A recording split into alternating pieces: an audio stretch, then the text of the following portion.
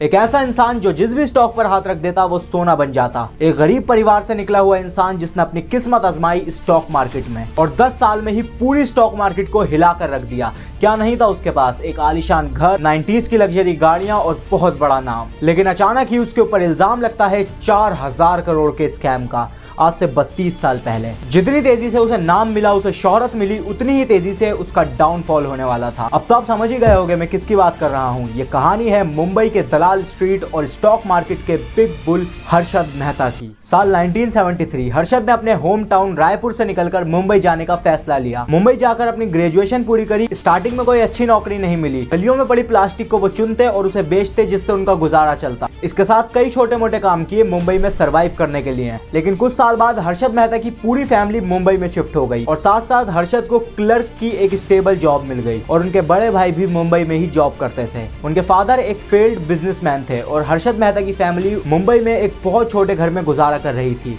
और हर्षद मेहता चाहते थे कि उनकी फैमिली बहुत जल्द एक अच्छी कंडीशन में आ जाए। और जब भी पता चला हर्षद मेहता को स्टॉक मार्केट के बारे में, तो फिर क्या था, हर्षद मेहता ने भी फैसला लिया कि वो भी अपनी किस्मत स्टॉक मार्केट में आजमाएंगे।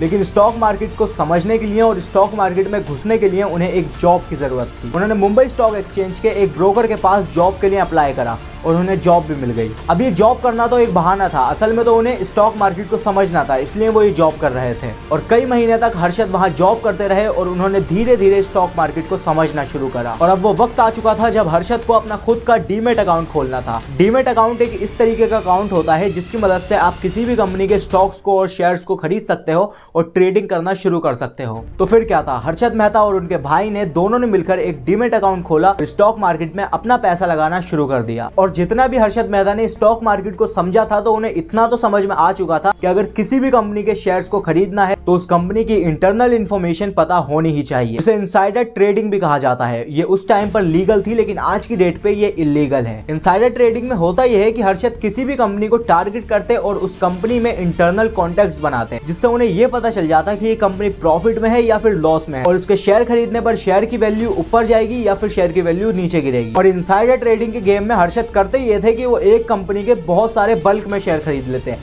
जैसे 2000 शेयर खरीद लिए, 5000 शेयर खरीद लिए, और जैसे ही कंपनी की वैल्यू ऊपर जाती तो हर्षद को बड़ा प्रॉफिट होता। और यहाँ तक सब कुछ ठीक चल रहा था, हर्षद को बढ़िया प्रॉफिट भी हो रहा था और प्रॉफिट के पैसों से उन्होंने मुंबई में ठीक ठाक घर भी खरीद लिया था। लेकिन फिर स्टॉक मार्केट ने एक ऐसा मोड़ लिया जिसने हर्षद मेहता को 5 साल पीछे कर दिया। 18 मार्च 1982 दोपहर 2 बजे पूरा मार्केट क्रैश हो गया।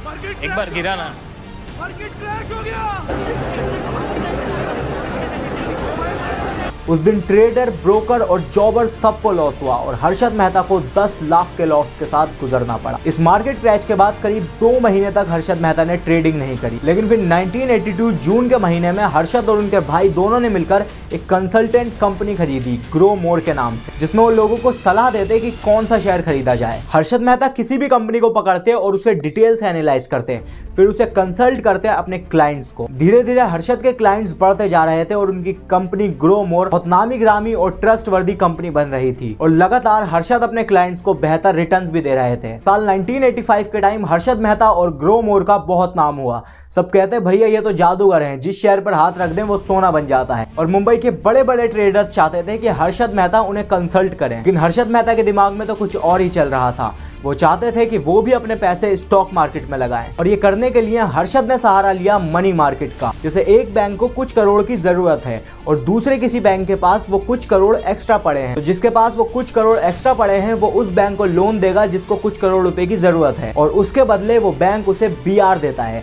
यानी बैंक रिसीव। और इन लोन का टाइम सिर्फ 15 दिन का होता है और इन लोन्स को हैंडल करते हैं ब्रोकर्स, और हर्षद मेहता वही ब्रोकर बनना चाहते थे। तो Harshad Mehta bank of America और ANZ ग्रीनलेस बैंक के ब्रोकर बने और 1 साल में ही हर्षद मेहता ग्रो मोर के साथ साथ एक पॉपुलर ब्रोकर भी बन गए थे। लेकिन हर्षद मेहता तो इन बैंक के पैसों को स्टॉक मार्केट में लगाना चाहते थे। देखिए होता यह है कि जिस बैंक को लोन देना होता था वो 15 दिन पहले एडवांस में ब्रोकर के अकाउंट में पैसे डाल देता है, तो यानी 15 दिन पहले हर्षद मेहता के अकाउंट में पैसे आ जाते थे। यानी उन बैंक के पैसों से जितना भी प्रॉफिट होता वो अपने पास रख लेते और उन बैंक के पैसों को दूसरे बैंक को लोन दे देते, और इस तरीके से वो हद से ज्यादा प्रॉफिट कमा रहे थे। तो कभी कभार ऐसा होता कि 15 दिन का टाइम कम पड़ जाता, तो हर्षद मेहता ने एक छोटे बैंक से फेक बीआर बनवाना शुरू करा, यानी बैंक रिसीप्ट, और वो फेक बीआर लोन देने वाले बैंक को दे देते कि भैया हमने तो आपके पैसे दूसरे बैंक को लोन में दे दिए, ये रहे आपके बीआर। लेकिन असल में पैसे तो हर्षद मेहता के पास ही थे और वो भी स्टॉक मार्केट में लगे हुए थे। और 1990 से 1992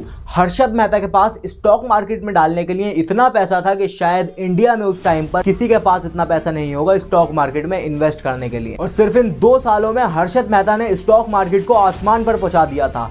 वो जिस शेयर पर हाथ रखते उसकी वैल्यू आसमान छू लेती। हर्षद मेहता का लाइफस्टाइल बिल्कुल चेंज हो रहा था। उन्होंने मुंबई में 15,000 स्क्वायर फीट का सी फेसिंग अपार्टमेंट भी खरीदा था। उनके पास 15 से भी ज्यादा गाड़ियां थी और उन्होंने अपनी जिंदगी की आखिरी गाड़ी खरीदी टोयोटा लेक्सस, जो कि उस टाइम पर 45 लाख रुपए की थी और हर्षद मेहता ने उसे 55 लाख रुपए में खरीदा था। 1992 में 55 लाख रुपए हद से ज्यादा थे। हर्षद मेहता को स्टॉक मार्केट का बिग बुल कहा जाने लगा और एक टाइम तो ऐसा था कि वो इंडिया के सबसे ज्यादा टैक्स देने वाले इंसान थे। लेकिन किसी को नहीं पता था कि बहुत जल्द हर्षद मेहता का बहुत बुरा डाउनफॉल होने वाला था और आरबीआई को भनक पड़ चुकी थी कि इंडियन बैंक्स में कुछ तो गड़बड़ हो रही है और आरबीआई ने फौरन इंडियन बैंक्स में से बीआर का सिस्टम खत्म कर दिया। लेकिन जब तक हर्षद मेहता ने एसबीआई से 500 करोड़ रुपए लेकर स्टॉक मार्केट में लगा चुके थे और इस डील में एसबीआई को बीआर नहीं मिले तो उन्हें भी शक होने लगा एसबीआई में 500 करोड़ का गैप है। लेकिन हर्षद मेहता को कैसे भी करके एसबीआई को 500 करोड़ रुपए देने ही थे, वरना उनका स्कैम ये दुनिया के सामने आ जाता। लेकिन जब तक हर्षद मेहता कुछ करते तब तक बहुत देर हो चुकी थी। पूरे देश को पता चल चुका था कि एसबीआई के 500 करोड़ गायब हैं और इस स्कैम के पीछे बिग बुल हर्षद मेहता का हाथ है। और होना क्या था, हर्षद के ऊपर हर डिपार्टमेंट की इन्वेस्टिगेशन चालू हो गई